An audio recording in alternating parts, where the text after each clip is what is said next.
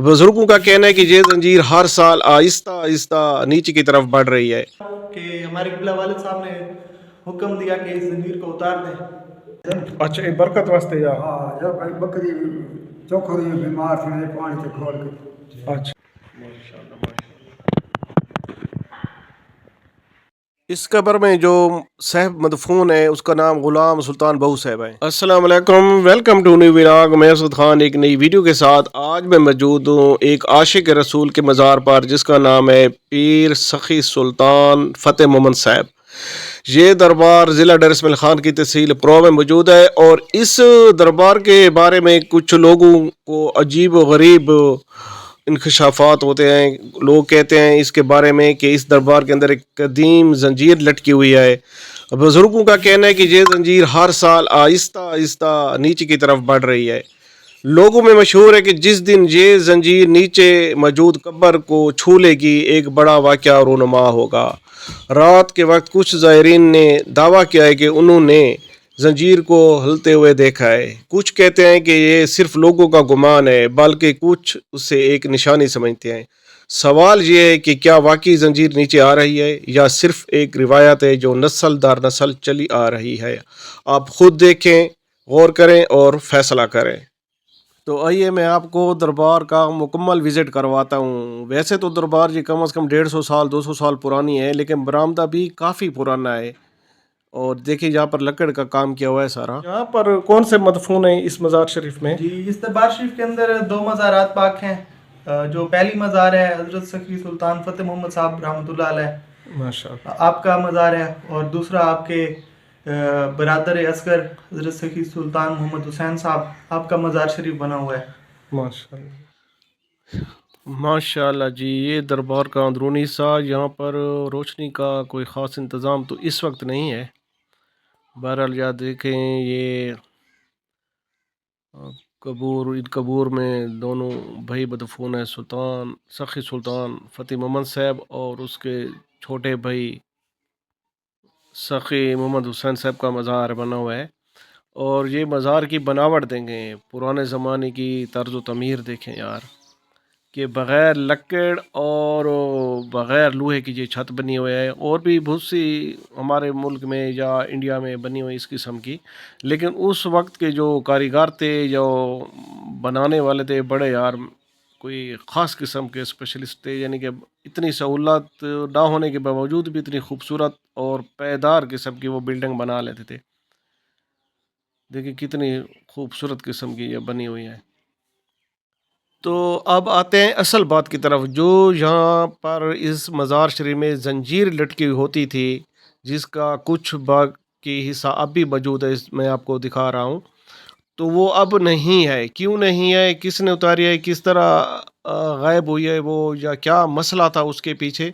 तो ये मिलते हैं यहाँ के जो गद्दी नशीन है या सजादा नशीन है, मोहम्मद सखी सुल्तान मामून साहब से। अच्छा, तो अब सुल्तान मोहम्मद मामून साहब से हमारी मुलाकात होगी, जो यहाँ के सजादा नशीनों में से हैं। तो उनसे जंजीर के बारे में पूछते हैं, जो जंजीर था अब क्यों नहीं है या क्यों उतारा गया है।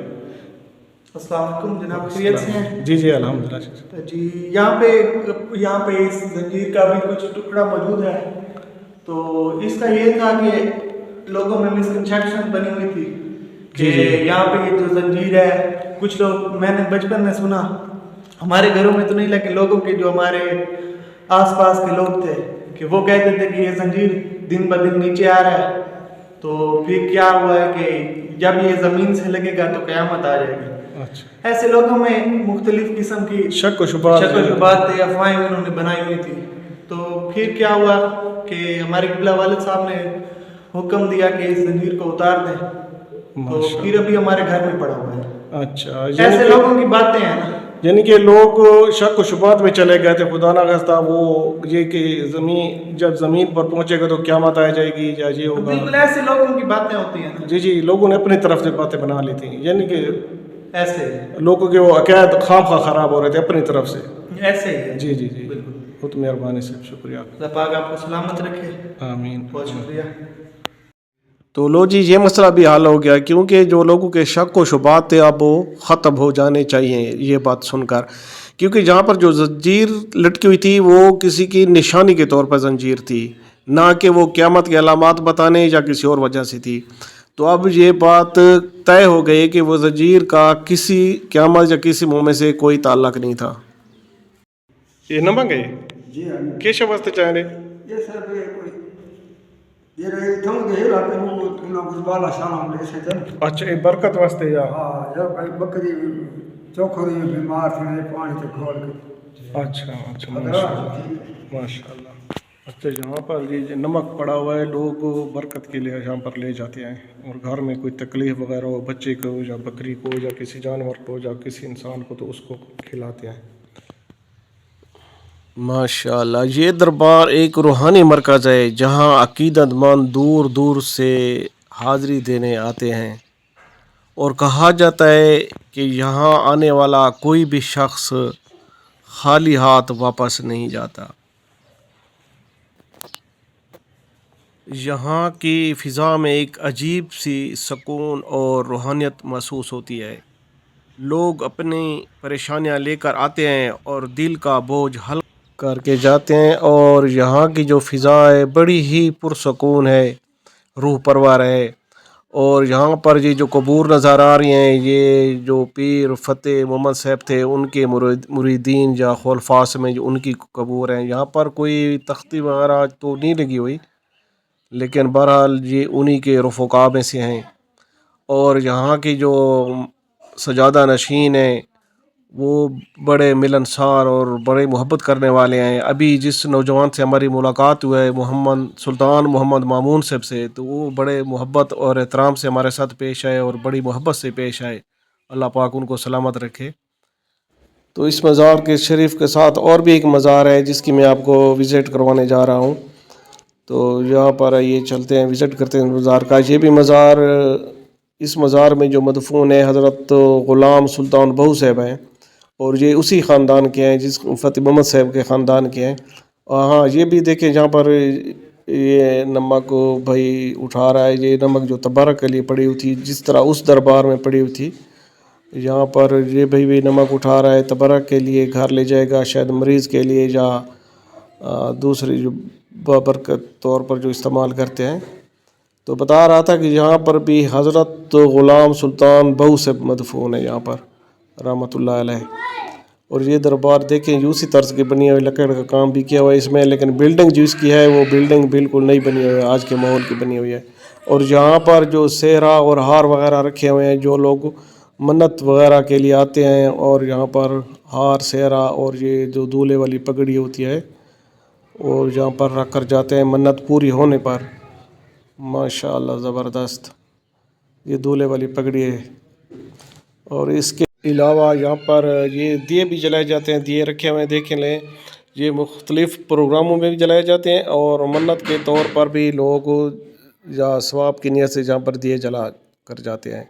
یہ دیے پڑے ہوئے ہیں اور ان پہ جو ہے سرسوں کا تیل ڈالا جاتا ہے ان میں، اور پھر یہ دیے جلائے جاتے ہیں۔